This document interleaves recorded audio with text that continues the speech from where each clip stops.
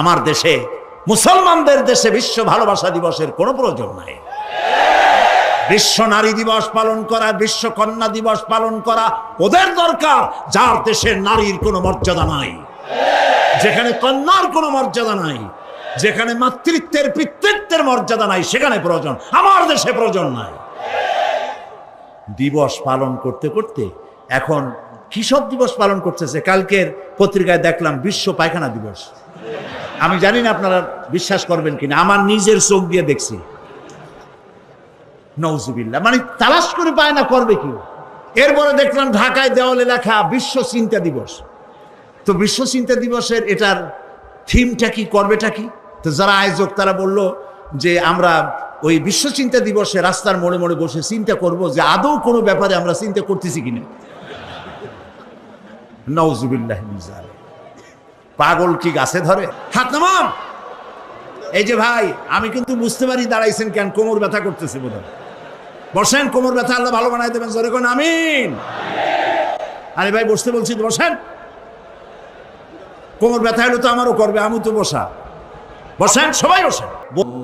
ইয়া আল্লাহ, ইয়া রহমান, ইয়া রহিম, ইয়া হাইয়ু, ইয়া কাইয়ুম, ইয়া আল্লাহ, ইয়া রহমান, ইয়া রহিম, ইয়া হাইয়ু, ইয়া কাইয়ুম। আল্লাহুম্মা আমিন।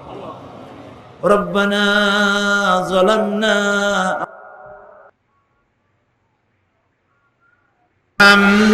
আলহামদুলিল্লাহি রাব্বিল আলামিন।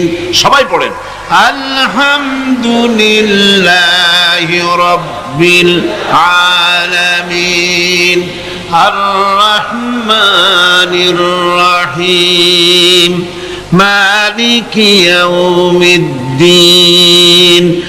ইয়্যাকা না'বুদু ওয়া ইয়্যাকা নাস্তাঈন, ইহদিনাস সিরাতাল মুস্তাকিম, সিরাতাল্লাযীনা আন'আমতা আলাইহিম গায়রিল মাগদুবি আলাইহিম ওয়ালাদ-দাল্লিন। আমিন। সূরা ফাতিহা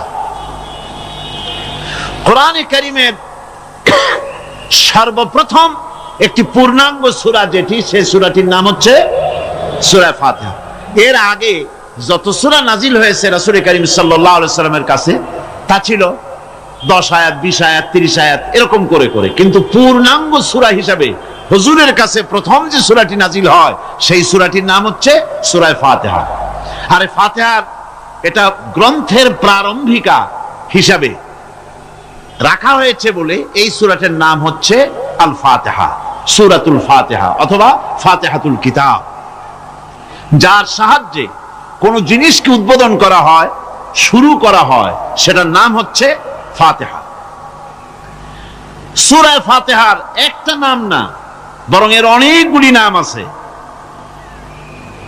সূরা ফাতিহার কম বেশি 22টি নাম পাওয়া যায়। আবার তাফসিরে রুহুল মানিতে এর 40টি নাম বলা হয়েছে। সূরা ফাতিহা অত্যন্ত ফজিলতপূর্ণ একটি সূরা, বরকতপূর্ণ সূরা। এই সূরাটির এক নাম হচ্ছে ফাতিহাতুল কিতাব, মানে হচ্ছে কোরআন কুঞ্জিকা, কোরআনের চাবি অথবা কোরআন প্রারম্ভিকা।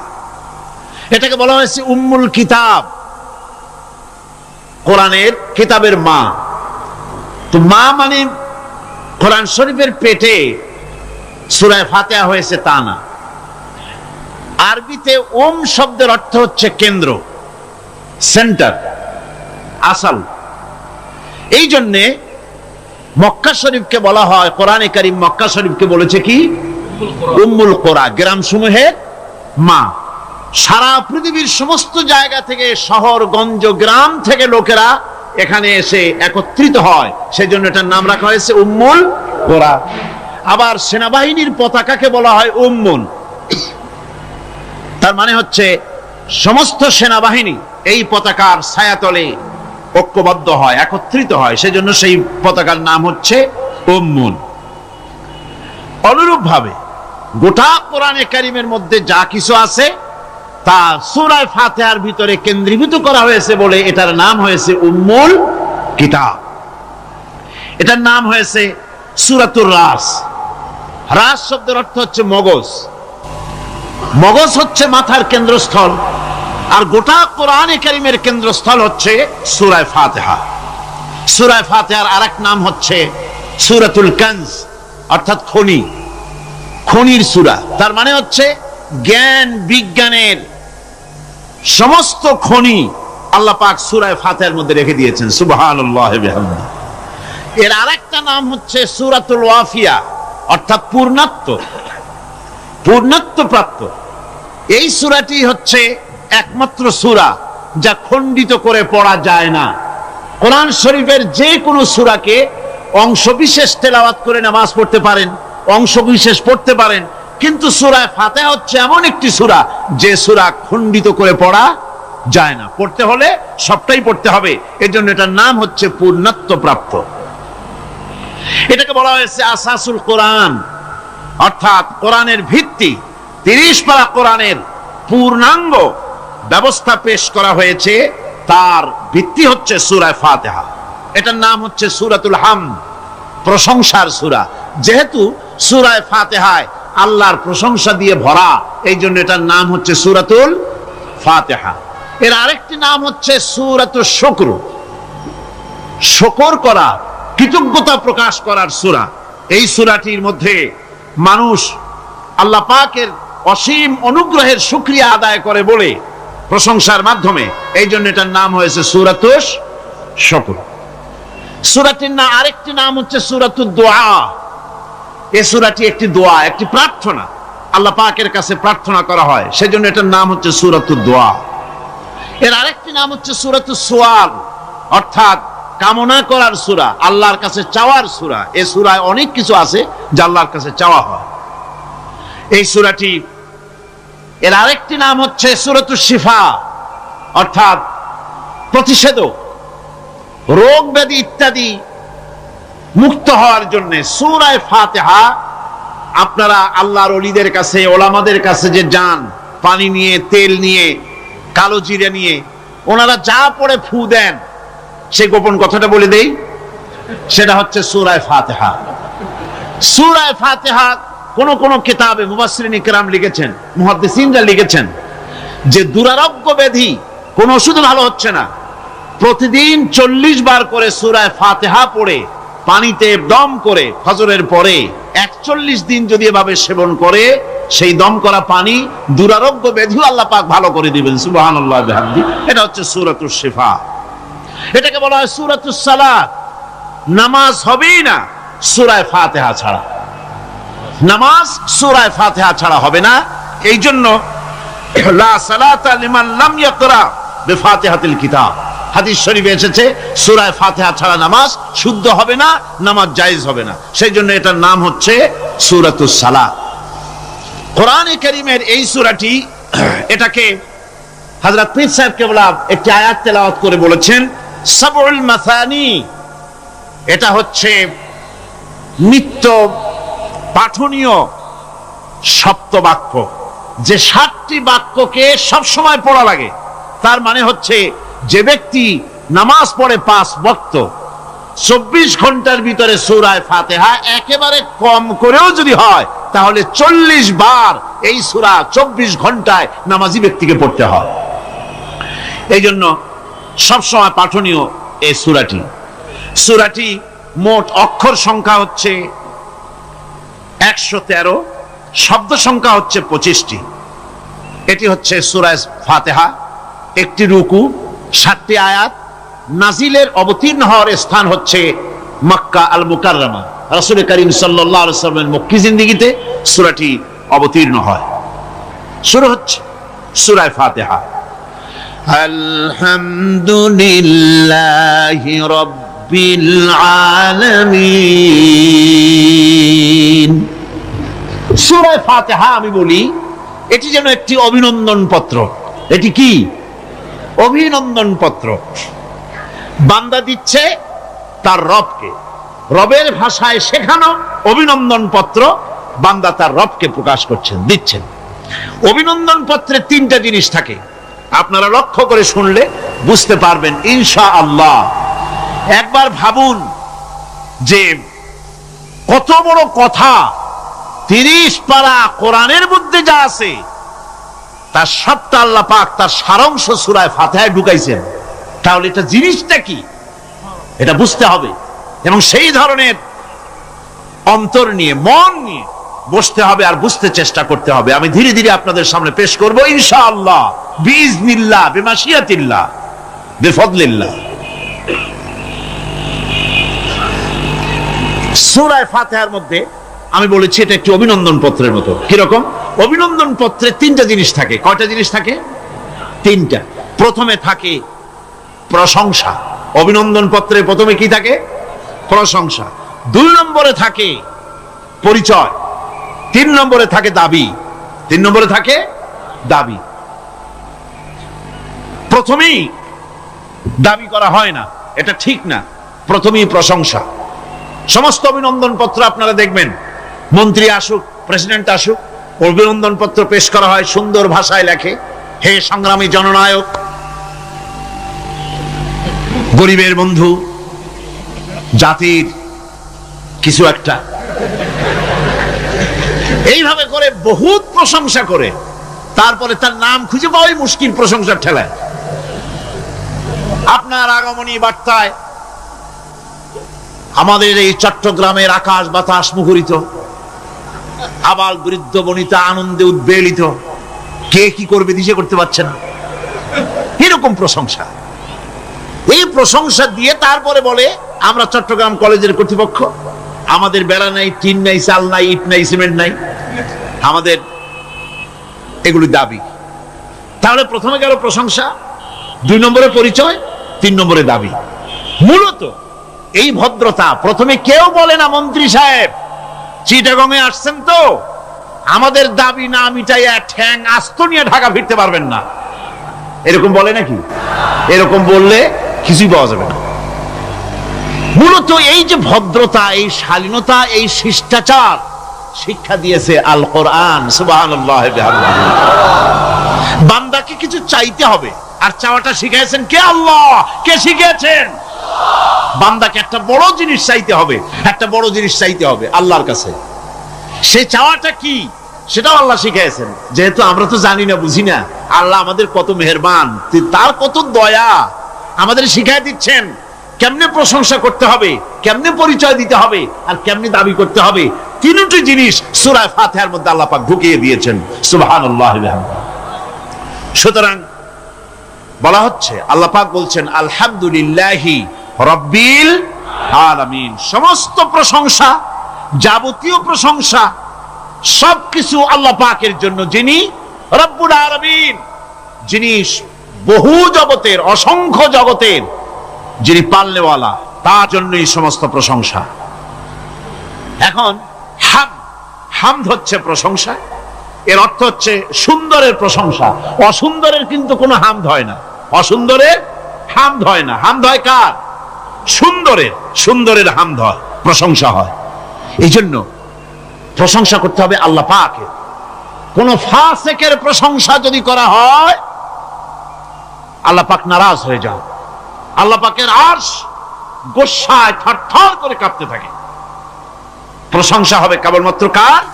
আল্লাহ পাকের। এবং এই প্রশংসা সবটুকু হামদের আগে আলিফ লাম লাগানো হয়েছে। এটা হচ্ছে জিন্স বা ইস্তিগরাক, অর্থাৎ সমস্ত বস্তুকে বোঝাবার জন্য আল শব্দকে ব্যবহার করা হয়েছে। আলহামদু, সমস্ত প্রশংসা সেই আল্লাহ পাকের, যিনি তামাম জাহানকে সৃষ্টি করেছেন এবং প্রতিপালন করেছেন। আল্লাহ রাব্বুল আলামিন বলেন, আমরা শুরু করছি সূরা ফাতিহা, অভিনন্দন পত্র দিচ্ছি। কারে দিচ্ছি? আল্লাহ পাককে দিচ্ছি। শেখানো ভাষা দিয়ে রব্বুল আলামিন বলেন প্রশংসা করো, আলহামদুলিল্লাহি রাব্বিল আলামিন। সমস্ত প্রশংসা আল্লাহ পাকের, যিনি হচ্ছেন রব। যিনি কি? রব। এখন এই রব শব্দের বাংলা অর্থ করা হয় প্রভু, লালনকারী, প্রতিপালনকারী, কিন্তু এই অর্থ যথেষ্ট নয়। কোরআনে কারিমে যে রব বলা হয়েছে তার অর্থ হচ্ছে, তার অর্থ ব্যাপক, অনেক বিশাল এর অর্থ। এ রব কাকে বলে আমি রবের সমস্ত ব্যাখ্যা করতে পারবো না, তবে অল্প কথায় এমন ভাবে বলতে চেষ্টা করব যাতে করে আপনাদের বুঝে আসবে ইনশাআল্লাহ। আমরা বলি ইনশাআল্লাহ। এখন আপনারা যদি আমাকে প্রশ্ন করেন যে অত কথা বুঝি না, এক লাইনে এক বাক্যে বুঝায় দেন রব কাকে বলে, তাহলে আমি কথাটা এইভাবে বলবো, যাহার যখন যে জিনিসের যতটুকু প্রয়োজন তাহাকে তখন সেই জিনিস ফরিয়াদ করার আগে যিনি পৌঁছে দেন তার নাম হচ্ছে রব। এ রব হচ্ছে তার মধ্যে রুবুবিয়তের সম্পূর্ণ কোয়ালিটিতে ভর্তি। আল্লাহ পাকের মধ্যে রুবুবিয়তের কোয়ালিটি। রব শুধু সৃষ্টি করেই ছেড়ে দেন না, প্রতিপালন করেন, পূর্ণতায় পৌঁছে দেন। সুবহানাল্লাহ বলতে ইচ্ছে করে না ভাইরা? দেখেন আল্লাহ রাব্বুল আলামিন এমন রব, বাংলাদেশের কুকুর আর আমেরিকা ইউরোপের শীত প্রধান দেশের কুকুর একরকম নয়। আমাদের দেশের পশু ইউরোপ আমেরিকা শীত প্রধান দেশের পশু একরকম নয়। তার কারণ হলো আমাদের দেশে শীত কম, নাতিশীতোষ্ণ অঞ্চলের মধ্যে খানিকটা পড়ে যায়।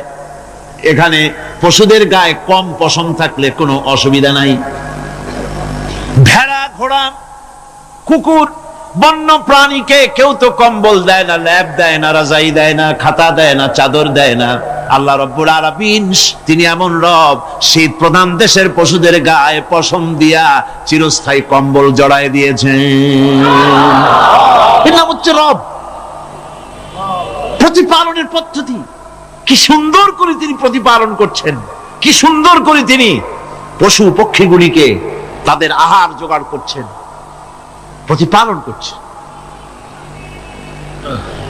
তিনি রব, মানুষকে সৃষ্টি করেছেন, আমাদেরকে সৃষ্টি করেছেন, সব প্রয়োজন মিটাইছেন। সুবহানাল্লাহ ওয়া বিহামদিহি, সকল প্রয়োজন মিটিয়েছেন, একটা জিনিস বাদ রাখেন। কোরআন হচ্ছে আল্লাহ পাকের দেওয়া এক মহান বিধান, যে কোরআনের কারণে আল্লাহ পাক আমাদেরকে হেদায়েত দান করেছেন। সুতরাং এই কোরআন হচ্ছে, কোরআনের মধ্যে যা আছে, গোটা কোরআনে যা আছে সব সূরা ফাতিহায় আছে। সুবহানাল্লাহ ওয়া বিহামদিহি।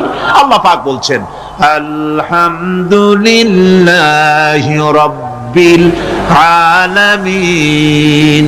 মহব্বতের সাথে পড়েন সবাই, আলহামদুলিল্লাহি রাব্বিল আলামিন।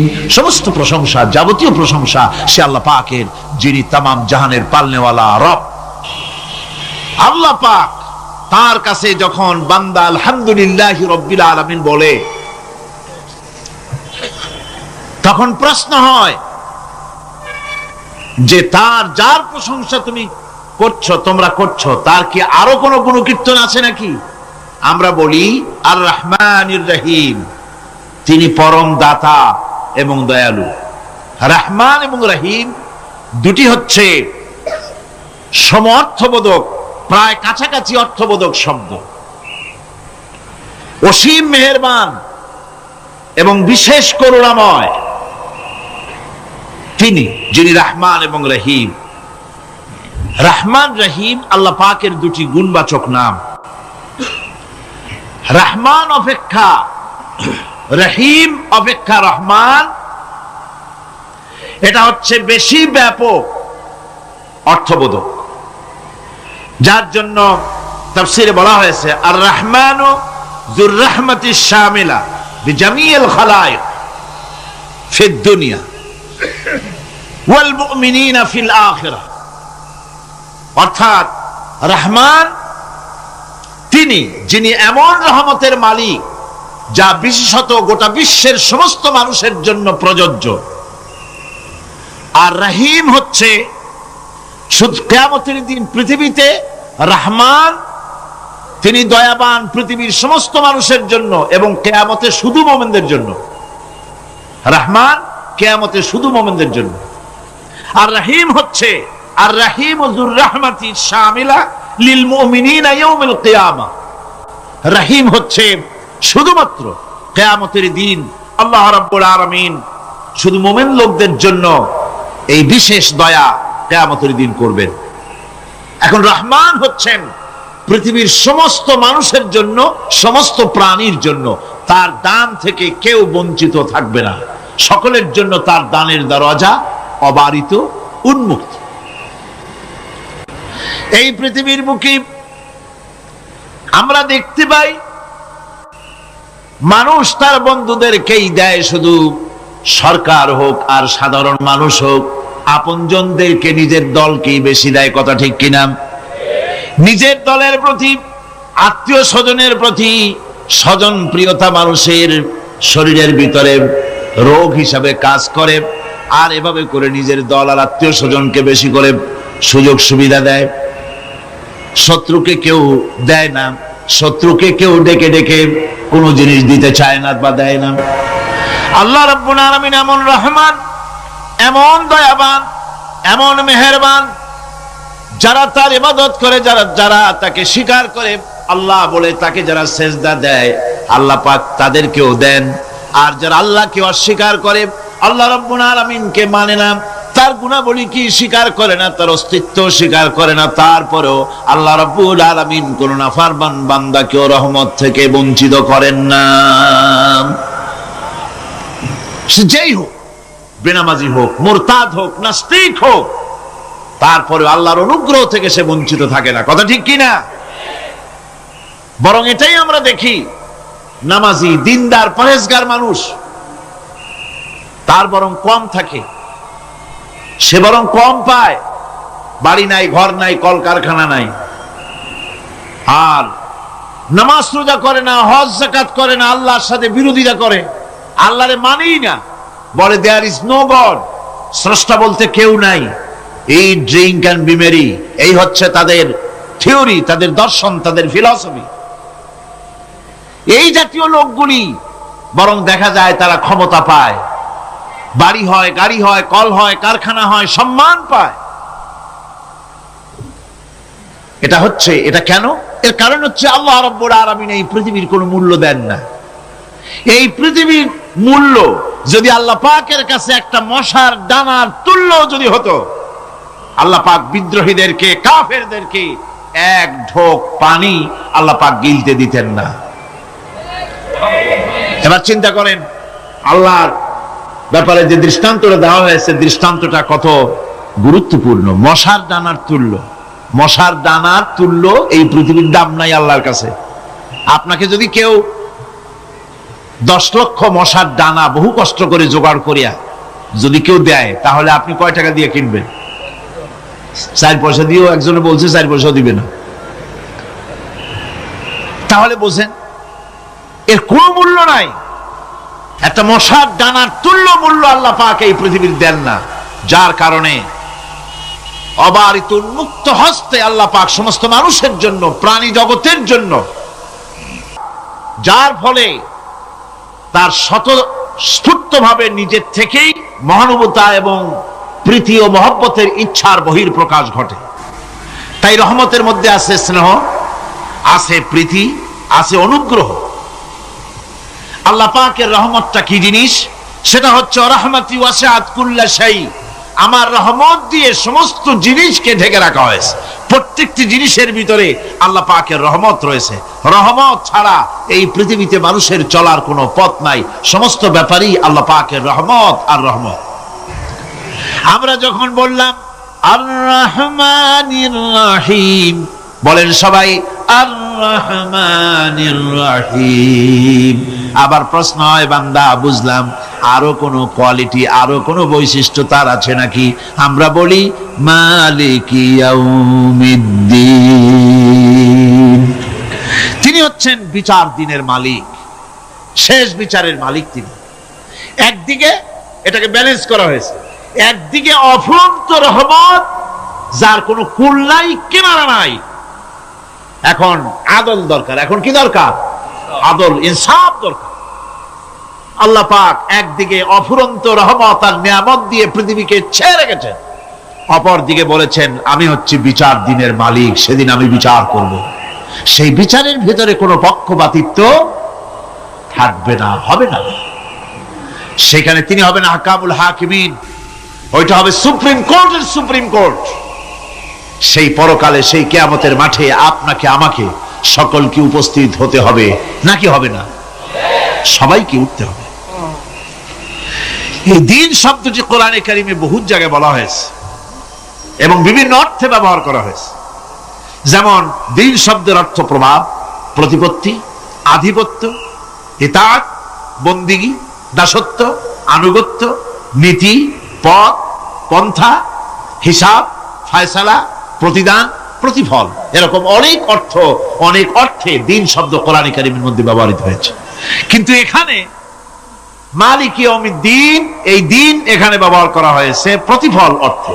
প্রতিফলের দিন, যেদিন প্রতিফল দেওয়া হবে, তিনি হচ্ছেন সেই দিবসের অধিপতি, সেই দিবসের মালিক। এবার প্রশ্ন হচ্ছে, তোমরা যারা আমার প্রশংসা করলে তোমরা কারা? জবাবে আমরা বলছি ইয়্যাকা না'বুদু ওয়া ইয়্যাকা নাস্তাঈন। আয় আমার রব, আমরা হচ্ছি তোমার বান্দা, একমাত্র তোমার গোলামি করি, একমাত্র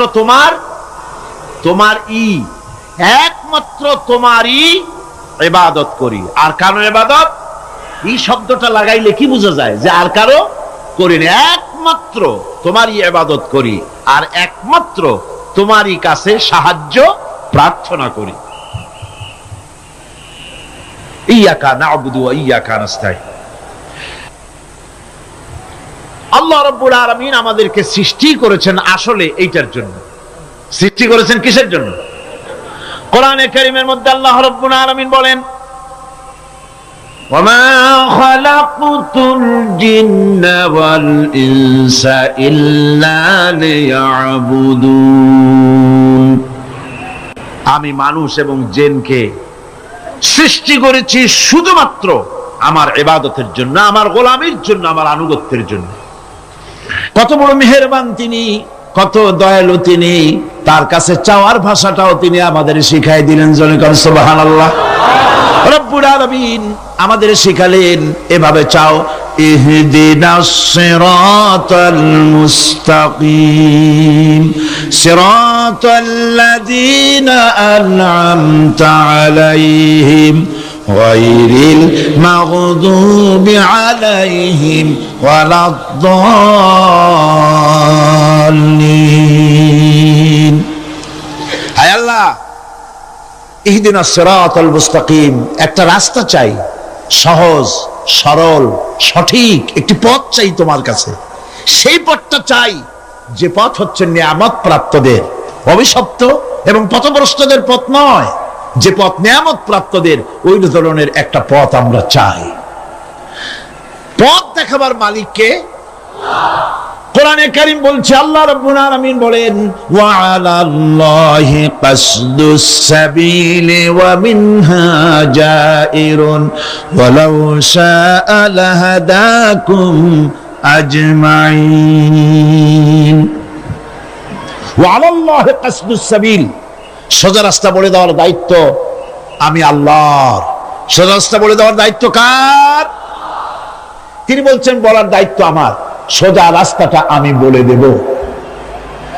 আল্লাহ রাব্বুল আলামিনের কাছে বান্দা যখন রাস্তার দাবি করলো, সোজা পথ চাই, সহজ পথ একটা তোমার কাছে চাই, রব্বুল আলামিন সূরা ফাতিহার 7টা আয়াতের এই অভিনন্দন পত্রের জবাবে 30 পারা কোরআন শরীফ আল্লাহ পাক বান্দারে দান করে দিলেন। জবাবে বলে দিলেন, ওয়া আনি'বুদুনি হাযা সিরাতুম মুস্তাকিম। সোজা রাস্তাটা হলো আমার আনুগত্য, আমার গোলামি, আমার দাসত্ব, এটাই হলো সোজা রাস্তা। এই সোজা রাস্তাটা আমি বলবো। রাস্তা তো অনেক হতে পারে, কিন্তু সোজা রাস্তা বলে দেওয়ার দায়িত্ব কার? আল্লাহ পাকের। একবার একজন দরবেশ সাহেব রাস্তা দিয়ে যাচ্ছেন, প্রতিমধ্যে তিনি দেখতে পেলেন নদী থেকে এক কলসি পানি নিয়ে এক যুবতী সুন্দরী মেয়ে রাস্তা বেয়ে যেতেছে। দরবেশ সাহেব দাঁড়ায় গেলেন আর ওই যুবতীর দিকে এক নজরে তাকায় আছেন, চোখে পলক দেয় না। এরপরে যুবতী থমকে দাঁড়ায় গেল। আধা বুড়া মানুষ, দাড়ি অর্ধেক পাইকে গেছে, দেখতে দেখায় খুব বুজুর্গ মানুষ, কিন্তু রাস্তায় আমার একা পায়া এমনি করে তাকিয়ে আছে আর চোখ দিয়েও তো পানি পড়ে। ব্যাপারটা কি? দরবেশ কাঁদে কেন? প্রতিমধ্যে আমাকে একা পেয়ে দরবেশ কাঁদে কেন, তাকিয়ে আছে কেন? মহিলার চিন্তা জাগলো। শেখ সাদি রহমতুল্লাহ আলাইহি ঘটনা লিখেছেন, বাংলা কবিতার অনুবাদ করেছেন। একদা সুখদায়ক প্রমোদা বদন, দর্শন করি মম ঝরিল নয়ন। হেসে কহে সেরূপসী সবিস্ময় মন, কহ দেখি মহাশয় কহ কি কারণ। বিষয় বিরাগী তুমি ভুবনে প্রচার, কি হেতু জন্মিল তব মানস বিকার। যুবতী মেয়েটি বলছে, ওগো দরবেশ সাহেব, হুজুর সাহেব, আমি একটা যুবতী মেয়ে লোক, রাস্তায় আমাকে একা পেয়ে আপনি আমার দিকে তাকায় আছেন আর কাঁদতেছেন। এই বৃদ্ধ বয়সে ভীমরতি হলে কেন? আমাকে দেখে কাঁদেন কেন আর এক নজরে কেন তাকায়ছেন? কারণটা কি? কি কুমতলব আছে? দরবেশ সাহেব বলছেন, হেসে কহিলাম বালে করহ শ্রবণ, নেত্র ঝরে তবু হেতু ভেব না এমন। হে রূপসী মেয়ে, তোমার জন্য আমি কান্দি, একথা একবারও চিন্তা করো না।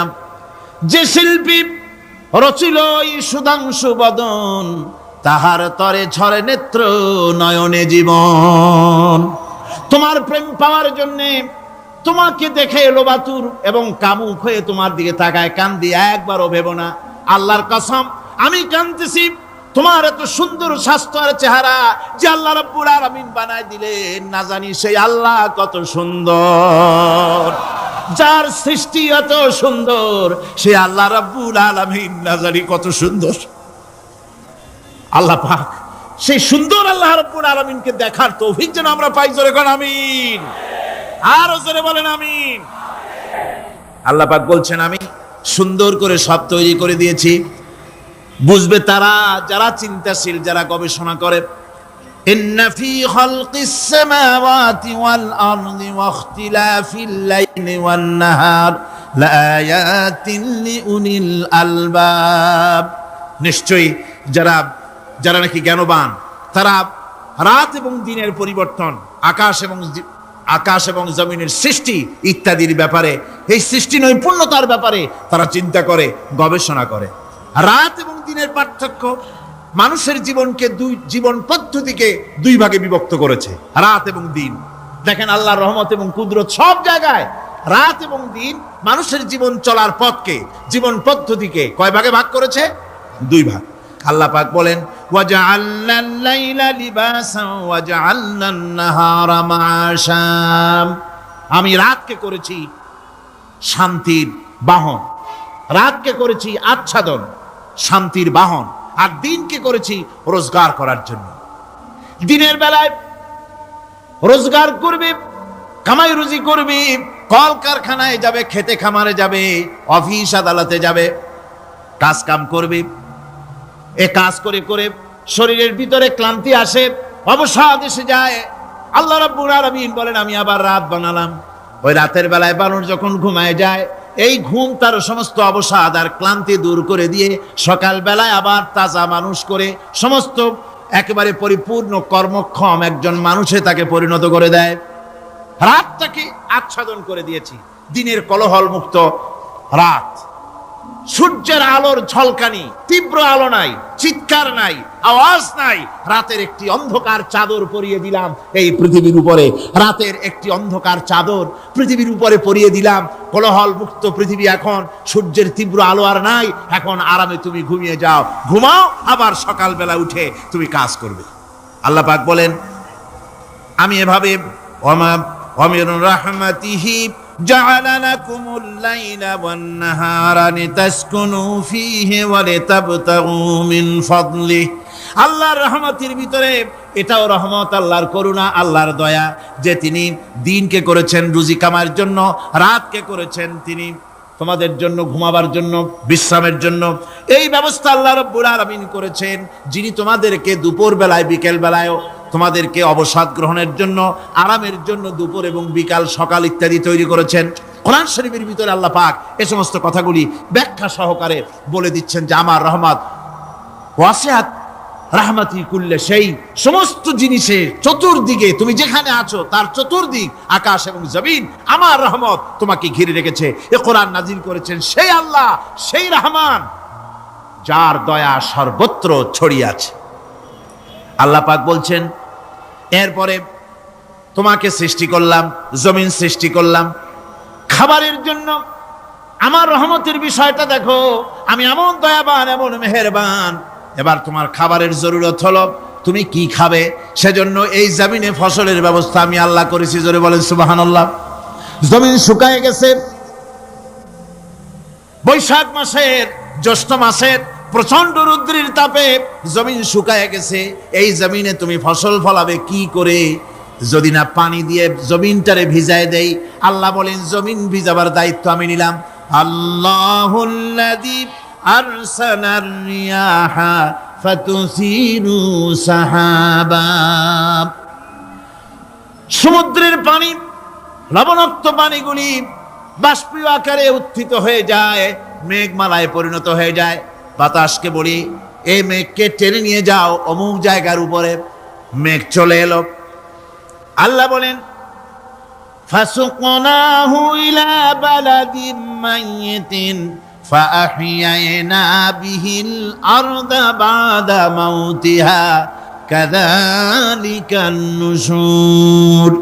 আল্লাহ পাক বলছেন বৃষ্টির পানি পড়লো, মরা জমিন জিন্দা হয়ে গেল। এই মরা জমিন জিন্দা হলো। এরপরে তুমি বীজ বপন করলে, ধান বপন করলে, গম বপন করলে, মাটির খাসলাত হলো সব পচায় দেওয়া। মাটির খাসলাত কি কথা বোঝেন না? মাটির ধর্মটা কি?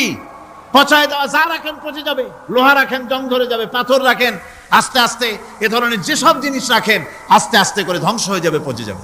ওই মাটির ভিতরে ধান এবং গম, আপনার ফসল, আপনার খাদ্য, আপনার রিজিককে আমানত করে দিলেন। আল্লাহ পাক ওটাকে হেফাজত করলেন। এরপরে ওর ভিতর থেকে পাতা অঙ্কুরিত হয়ে বেরিয়ে এলো। এখন কেউ যদি বলে আল্লাহ যদি পানি না দেন, আল্লাহ যদি বৃষ্টিটা না দেন, তাহলে আমার অসুবিধাটা কি? আল্লাহ বলেন দেখো বৃষ্টিটা তো আমি দিলাম। বৃষ্টিটা কে দিলেন? আল্লাহ পাক বলেন আফারাআইতুমুল মাআল্লাযী তাশরাবুন আআনতুম আনজালতুমুহু মিনাল মুজনি আম নাহনুল মুনজিলুন। তোমরা যে পানি পান করো, আকাশ থেকে এই পানিটা কে বর্ষণ করে? তুমি করো না আমি করি? কে করে জোরে কন? আল্লাহ পাক বলছেন আমি পানি বর্ষণ করি। সেই পানিটা, এই যে বঙ্গোপসাগরের পানি, আপনাদের কর্ণফুলীর পানি, মিষ্টি না নোনা? কি পানি জোরে কন? এই নোনা পানি আকাশে উঠলো।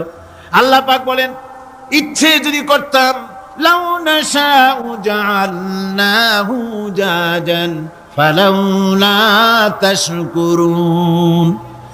পানি উঠালাম, নোনা পানি, ইচ্ছে করলে লবণাক্ত অবস্থায় অবতীর্ণ করে দিতে পারতাম, জমিনের ফসল সব নষ্ট হয়ে যেত।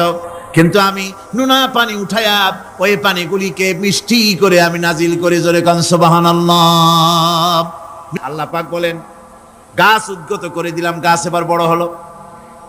এই গাছ আল্লাহ রাব্বুল আলামিন এই গাছ তৈরি করলেন। এই গাছ শুধু আপনার জ্বালানি দেয় না, গাছ শুধু ফল দেয় না, এই গাছ মানুষের জন্য, গাছ হচ্ছে বন্ধু। মানুষের জন্য গাছ কি জোরে কোন? কি বন্ধু। সেই বন্ধুরে জন্মের কাটা কাটবেন নাকি? এই গাছ তৈরি হচ্ছে। গাছ বন্ধু কি করে? গাছ বন্ধু হচ্ছে আমরা যে শ্বাস প্রশ্বাস নেই, মুখের থেকে নাকের থেকে যে শ্বাসটা ফেলি, সেটা হচ্ছে আমরা গ্রহণ করি বাতাস থেকে অক্সিজেন, ছেড়ে দেয় কার্বন ডাই অক্সাইড। এটা হচ্ছে বিষ। এটা কি? আমরা নিলাম পরিশুদ্ধ অক্সিজেন, নিলাম, ছেড়ে দিলাম এটাকে বিষ করে, এই বিষটা ছড়িয়ে গেল। এখন এই বিষ যদি আল্লাহ পরিশুদ্ধ করার কোনো ফ্যাক্টরি না বানাতেন, তাহলে পৃথিবীর সমস্ত প্রাণী মরে যেত। সুবহানাল্লাহ কইতে ইচ্ছে করে না? আল্লাহ পাক কি ব্যবস্থাটা করলেন! কোন দুনিয়ায় ফ্যাক্টরি নাই মানুষ যে বিষাক্ত করে দেয় আবহাওয়াকে, সেটাকে রিফাইন করার ব্যবস্থা মানুষের কাছে নাই। আল্লাহ ব্যবস্থা করেছেন কি? আল্লাহ পাক গাছ বানায় দিলেন, গাছের সবুজ শ্যামল রং, ঘাসের সবুজ শ্যামল রং, তার খাদ্য হতেছে আপনি যেটা ছেড়ে দেন, আপনার জন্য যেটা বিষ সেটা হচ্ছে তার জন্য খাদ্য। কার্বন ডাই অক্সাইড গাছ টেনে নেয়, সারা রাত টানতে থাকে অক্সিজেন থেকে, বাতাস থেকে সারা রাত টানতে থাকে কার্বন ডাই অক্সাইড, খাবার হিসাবে সে টেনে নেয়। আর দিনের বেলা যখন রোদ ওঠে, সূর্যের উত্তাপ আর গাছের সবুজ রং দুটোতে মিলে এক প্রকারের রন্ধন ক্রিয়া হয়, রাঁধা হয়। সেই রান্নার মাধ্যমে গাছের ভিতর থেকে গাছ আবার অক্সিজেন মানুষের জন্য, প্রাণীর জন্য ছেড়ে দেয়। সুবহানাল্লাহ। তো গাছ আপনার জন্য বন্ধু, একদিকে গাছ আপনার এই কাজ করলো, ফার্নিচার বানাইলো, ছায়া দিল, ফল দিল। আল্লাহ পাক বলেন এই গাছগুলি কে তৈরি করলো? মিয়া তুমি করছো না আমি করছি, আমি আমার রহমত দিয়ে তোমারে গাছ বানাই দিলাম। এরপরে ফসল দিলাম, ফসল হলো, তোমার তরি তরকারি হলো, সব কিছু তোমার হয়ে গেল। এবার ফসল দেখা মানুষে যখন দেখে জমিনে বড় বড় ধানের গোছা হয়েছে, মোটা মোটা ধানের গোছা হয়েছে, মোছে তখন তেল মাখে আর নতুন নতুন গানের আয়োজন করে। এবার ফসল বেশি হয়েছে, গান, থিয়েটার, বাজনা, গুনাগার বিবি, কত রকমের গানের ব্যবস্থা করে ফেলে। জমিনে ফসল আর মোছে তেল মাখে আনন্দে। আল্লাহ রাব্বুল আলামিন বলেন লাউ নাশাউ লাজআলনাহু হুতামান ফাযানতুম তাফাক্কাহুন।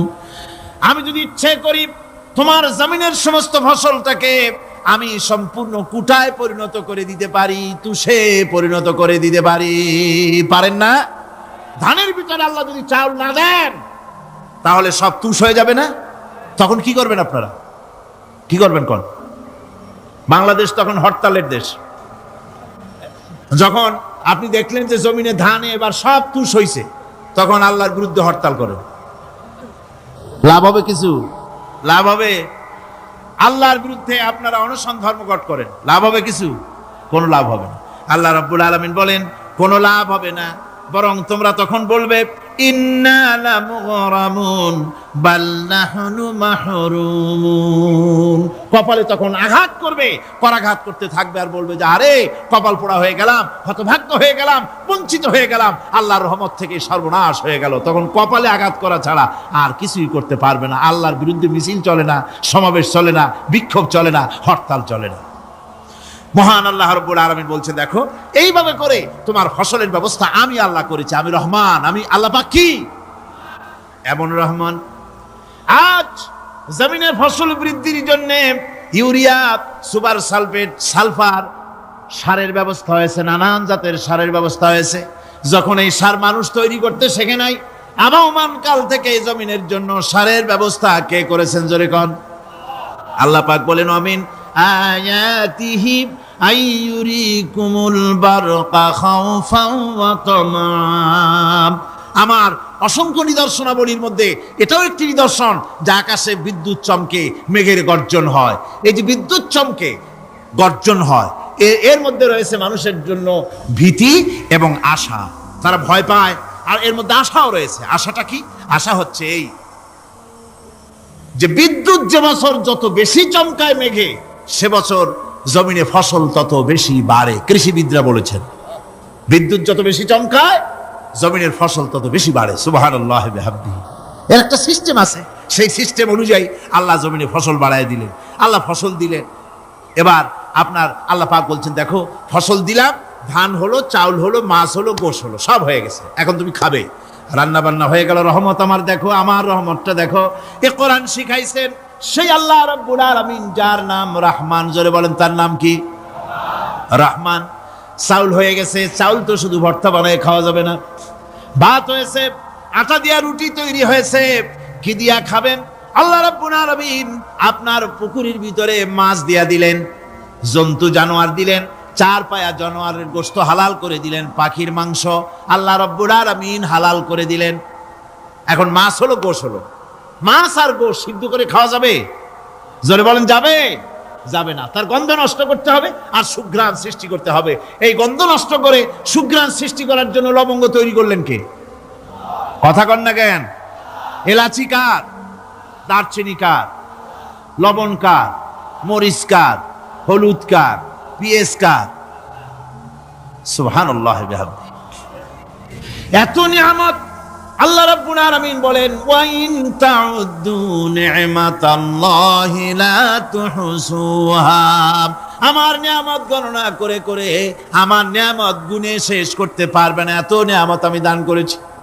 এরপরে তরি তরকারি হলো, মাছ গোশ খেতে খেতে অস্থির হয়ে যাবে, তারপরে তরি তরকারি দিলাম, শাক সবজি দিলাম, সবকিছু আমি আল্লাহ রাব্বুল আলামিন দিয়েছি। আমার নাম রহমান, তোমার সমস্ত প্রয়োজন আমি দিয়েছি, মিটাই দিয়েছি। এবার তরি তরকারি হলো, আর মানুষ তরি তরকারি খাইলো, আল্লাহ শুকর আদায় করলো না। শুকর আদায় করে না। এত সুন্দর মজার কদু, সেই কদু খায়, আর কদু খাইয়া মোসে তাও মারে, আর বলে স্বাদের লাউ বানাইলো বৈরাগী। আল্লাহ শুকর আদায় করে, আল্লাহর নিয়ামতের শুকরিয়া আদায় করে না। পৃথিবীর বুকে এমন কোন বিচরণশীল জীব নাই যে জীবের রিস্কের দায়িত্ব আমি আল্লাহ গ্রহণ করি নাই। সমস্ত রিস্কের দায়িত্ব কে নিয়েছেন? চিল্লায় এখন আল্লাহ সুবহানাহু ওয়া তাআলা। আচ্ছা, আপনি কোন তো দেখি, একজন জমিদার, একজন বড় লোক, চৌধুরী, খুব বড় লোক, তার বাড়িতে 20 জন লোক গেছে রাতের বেলায়। 20 জন লোক গিয়ে মেহমান হইল। মেহমান হইয়া তারা বলতেছে, সাহেব আমরা তো মেহমান, আমি এক একজন এক এক রকমের খাবার চাইলো। একজনে বললো আমি হরিণ খাবো, আর একজনে কয় আমি মুরগি খাবো, আর একজনে বললো আমি খরগোশ খাবো, আর একজনে বললো আমি হাতি খাবো, আর একজনে বললো আমি ছাগল খাবো। 20 জন মানুষে 20 রকমের খাবার চাইলো। একজনে কয় বোয়াল মাছ খাবো, আর একজনে কয় রুই মাছ খাবো। 20 জনে 20 রকমের খাবার দাবি করলো। বলেন জমিদার তো বাড়ির জমিদারের বাপ, সেও কি পারবে 20 জনকে 20 রকমের খাবার পরিবেশন করতে? কোন প্রস্তুতি ছাড়া পারবে?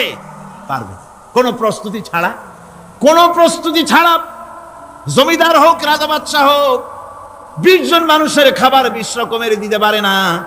আর আল্লাহ এমন রহমান, এই পৃথিবীর লক্ষ কোটি কোটি জাতির প্রাণীকে কোটি কোটি রকমের খাবার আল্লাহ রাব্বুল আলামিন পরিবেশন করতেছেন। সাপের খাবার একরকম, ব্যাঙের খাবার আর এক রকম। ব্যাঙে যা খায় সাপে তা খায় না, সাপে যা খায় ব্যাঙে তা খায় না। হাতির খাবার, গন্ডারের খাবার, ভল্লুকের খাবার, বাঘের খাবার, সিংহের খাবার, মানুষের খাবার, ছাগলের খাবার, মুরগির খাবার, মশার খাবার, শালপোকার খাবার, সমস্ত খাবার ভিন্ন ভিন্ন। আবার সমস্ত খাবারের মজা আল্লাহ রাব্বুল আলামিন আলাদা আলাদা করে দিয়েছেন। এমন রহমান, আপনার পেট ভরবেন শুধু স্বাস্থ্য বাড়াবার জন্য, পেট ভরে খাওয়া দরকারটা ছিল। আল্লাহ পাক দেখলেন যে না, শুধু পেট ভরলে তো এরকম খাইতে চাইবে না, তাই আল্লাহ রাব্বুল আলামিন জিহ্বা দিয়ে দিলেন যাতে করে মজা লাগে আর খায়। সব রকমের মজা, এক এক গোশতে, এক এক মাছে, এক এক তরকারিতে এক এক রকম মজা। না সব রকম মজা, সব একরকম মজা, ভিন্ন ভিন্ন রকমের মজা। আল্লাহ পাক বলেন আমি রহমান, দেখো আমি কিভাবে খাওয়াই। ওয়া কাইয়্যিম মিন দাব্বাতিন লা তাহমিলু রিজকুহা আল্লাহু ইয়ারযুকুহা ওয়া ইয়্যাকুম। এই পৃথিবীতে এমন অনেক বিচরণশীল জীব আছে, যে প্রাণীরা নিজের জন্য কোনো সঞ্চয় করে না, সঞ্চয় করে শুধুমাত্র পৃথিবীর মানুষ। আর পিঁপড়ায় কিছু সঞ্চয় করে। অন্যান্য বহু প্রাণী আছে যাদের কোনো সঞ্চয় নাই। কি বলেন, পাতিশিয়ালের কোনো ব্যাংকে অ্যাকাউন্ট আছে নাকি? না। শীতের মৌসুমে পাতিশিয়াল আসা ব্যাংকের ম্যানেজারকে বলে না যে কয়েকটা মুরগি আনছি, আমার নামে একটা অ্যাকাউন্ট ওপেন করেন, বৃষ্টির সময় আমি যেন ওগুলো উঠাইয়া পাইকারি দরে খাইতে পারি। ওর কোনো খাবার নাই, সঞ্চয় নাই। এ ধরনের পাখির সঞ্চয় নাই, পশুর সঞ্চয় নাই। মহান আল্লাহ রাব্বুল আলামিন তিনি বলছেন, সকাল বেলায় পাখি তার বাসা দিয়া ক্ষুধার্ত পেট নিয়ে পাখিগুলি উড়ে চলে যায়। সাপ তার গর্ত থেকে বের হয় খালি পেটে, পাতি শৃগল খালি পেট নিয়ে গর্ত থেকে বেরিয়ে যায়। তিমির মতো অত বড় প্রকাণ্ড প্রাণী, হাতির মতো প্রকাণ্ড প্রাণী, গরিলা, শিম্পাঞ্জি, ওরাংওটাং, পিঁপড়া থেকে শুরু করে নিয়ে প্রকাণ্ড তিমি পর্যন্ত সমস্ত প্রাণীগুলি সকালবেলায় খালি পেটে বেরিয়ে যায়। সারাদিন ঘোরাঘুরির পর আল্লাহ সুবহানাহু ওয়া তাআলা বলেন, সন্ধ্যাবেলায় সমস্ত প্রাণীর পেটগুলি ভরে আমি আল্লাহ তাদের বাসায় ফিরাইয়া দেই। আমি রহমান এভাবে করি।